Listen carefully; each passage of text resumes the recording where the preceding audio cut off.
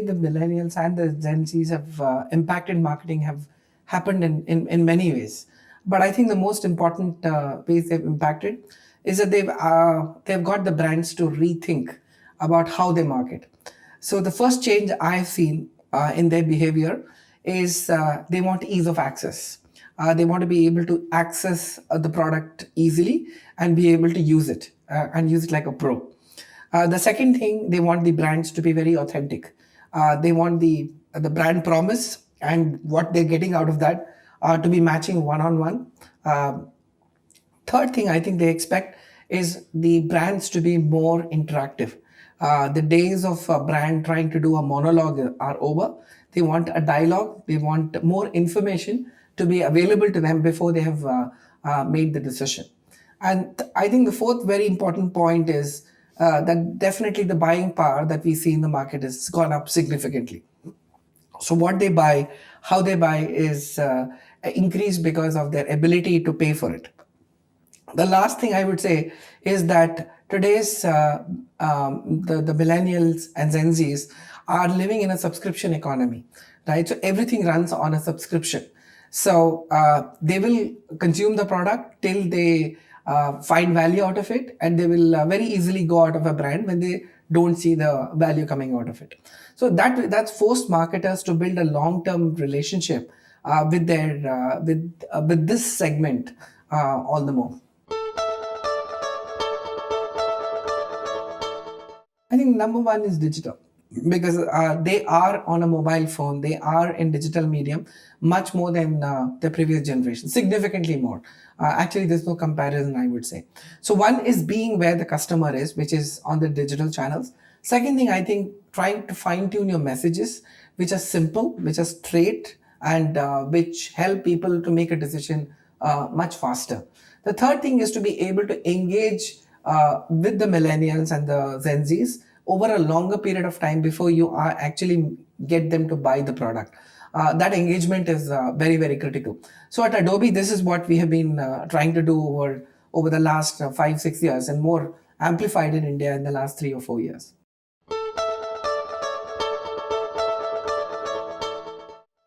Clearly, I think the advent of mobile, I think the convergence of a lot of things happening on the mobile, social media, access to the web, internet in general, being able to interact on a real-time basis, have all sort of converged onto the mobile phone. The second technology, which is actually sort of accentuated this whole piece, is the fact that companies are using the digital medium to reach this particular generation.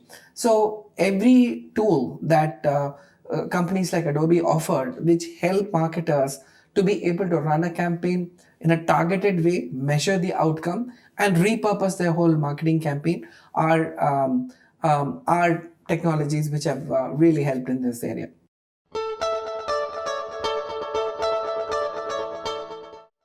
That's a trick question, I must say.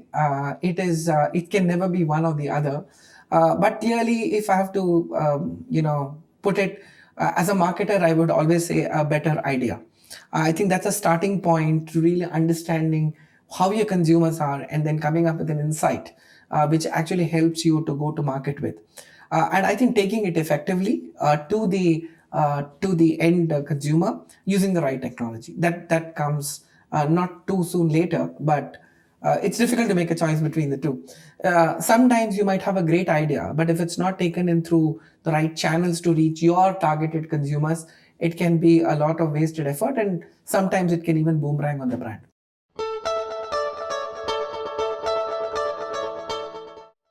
Very importantly, people are buying experiences and not products.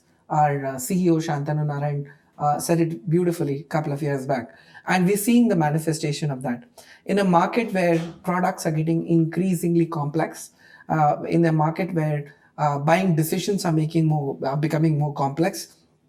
All people remember are not your specifications, but the experience that you have given them when they are with your product and with your brand. I think that's what is going to leave a lasting memory.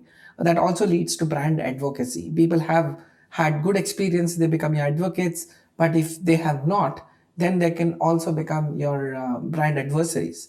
So it's very important for every brand to think about themselves as being in the experience business.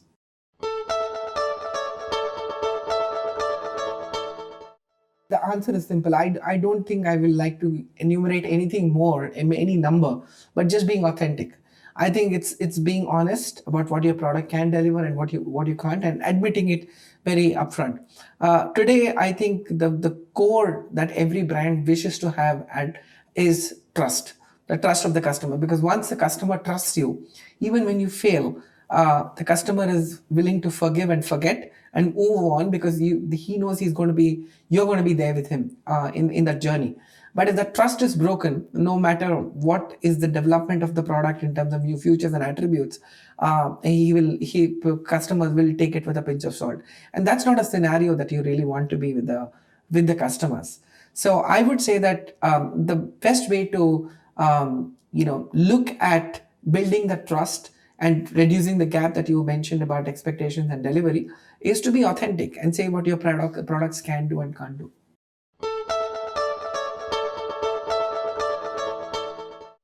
I think there are two things. One is about being innovative, and second thing being focused on the consumer. In today's world, where knowledge is rapidly multiplying and virtually every aspect of the offering is getting impacted by some new thing which is happening in some part of the world, it is very important to be focused on what's the next big thing that the company wants to do. That's being really focused on the future, getting that novelty and that innovation into the way the customers are looking at their products and services. The second piece is about being truly having your eyes and ears on the ground with respect to your consumers. Consumers are changing very fast, and marketers and people in business in general find it difficult to be able to keep track of all the changes which are happening. Today is not a world of segmentation, it's a world of hyper segmentation. So every segment is behaving dramatically different year on year. So keeping your hand to the pulse of the customer is very, very critical, because he or she is the person who is going to pay for it at the end and derive value out of it.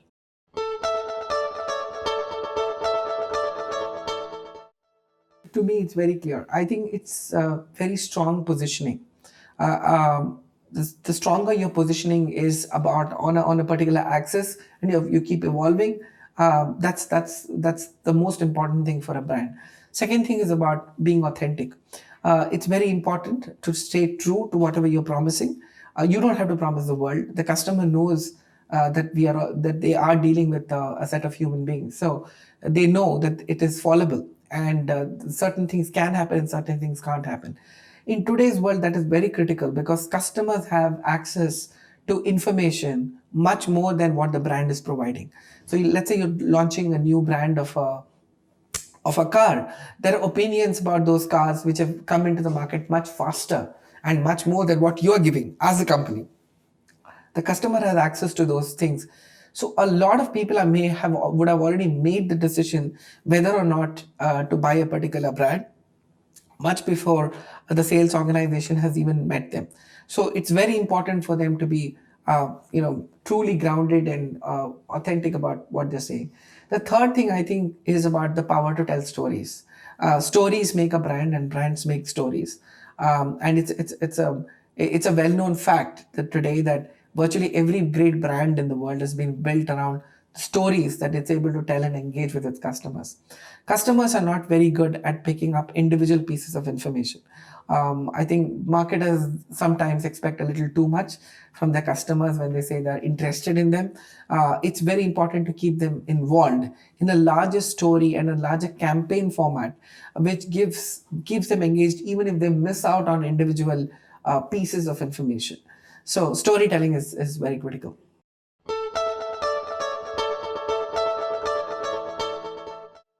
No, I think it will not work even within 100 meters of two particular customer segments, if I may say. India is just extremely heterogeneous. I think there is enough and more statistic about how different every state is, every language is, every demographic is. So absolutely no, one size will not fit. In fact, it's a debate as to how many sizes and how many variants of products do you actually need to be going into the market with when you're actually approaching them.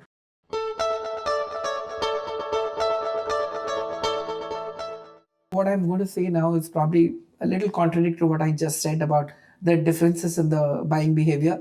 That is true of a lot of categories, but in our category specifically that Adobe deals with, which is for its creative cloud products, for the document cloud products and the experience cloud product, we do not see significant differences. Having said that, so it's we do not segment on the basis of geography, but we do segment on the basis of the demographics about the size of companies, size of industries. So there we find a lot of commonalities in the way different people belong to the same size of companies think in the north and south. So there is no south strategy, there's no specific north strategy, but there are definite strategies that we're looking for each segment that emerges from there. The other interesting segmentation parameter is also psychographics. For our creative cloud products, we use psychographics a lot to perform communities.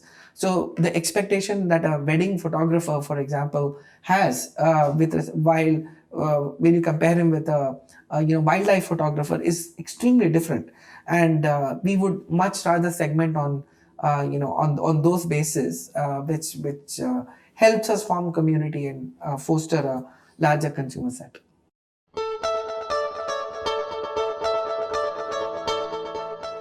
There was a time when South behavior was different, but not anymore. I think companies today and markets in general are becoming, are finding more similarities on other segmentation basis as compared to geographic. It's the buying power, it's the professional, the different professions that people are into, the different type of industry they are into. For example, e-commerce companies are spread all over India and in all the major cities. Travel and hospitality companies. So I think it's more vertical based, more commonalities that we find on other bases as well, and not so much the north and the south.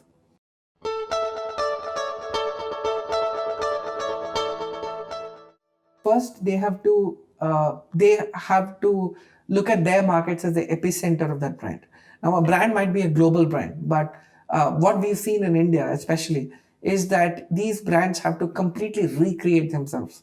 So the way to do it, I think, is to move the thinking behind even the design of these products. It's not just about marketing campaigns, but also about the design of the product. India's customers have very unique requirements.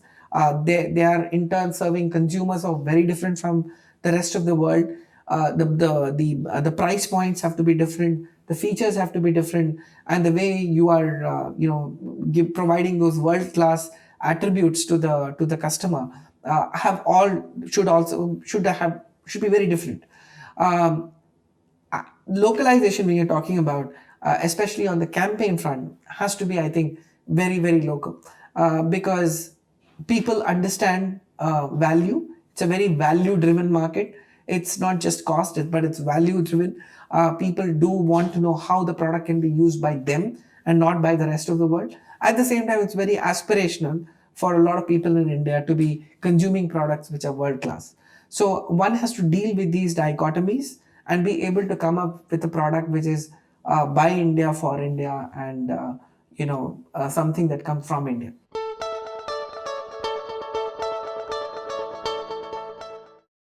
I'm tempted to say hyper personalization, but I call it personalization.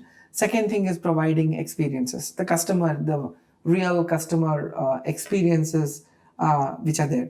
The third one is measurement, about being able to understand your marketing campaigns and being able to prove to yourself and to the rest of the world about the return on investment that you're getting. These are the three buzzwords. I think it's to completely own up the customer management paradigm. We want to be known as a experienced company, the company which provides the best experiences to its customers and which helps them to serve their consumers and provide the best experiences. That is a shift I think we have already made quite significantly, but we just want to stamp our authority on that as comprehensively as possible. I would say authentic. Second one, which is memorable because of the story that it tells. And the third one, I think it's very differentiated from its consideration sets.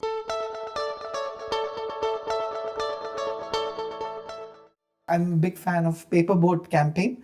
Paperboat, as you know, is a brand of drinks, which is fruit juices, something that I'm sure is would have been classified as an extremely commoditized product, but in the short duration, the brand has built itself so beautifully with some of the most emotionally charged campaigns, which are all centered around childhood memories. So I'm extremely impressed by the way Paperboat has conducted its ads in the last 3 years, I would say, but more so in the last 2 years.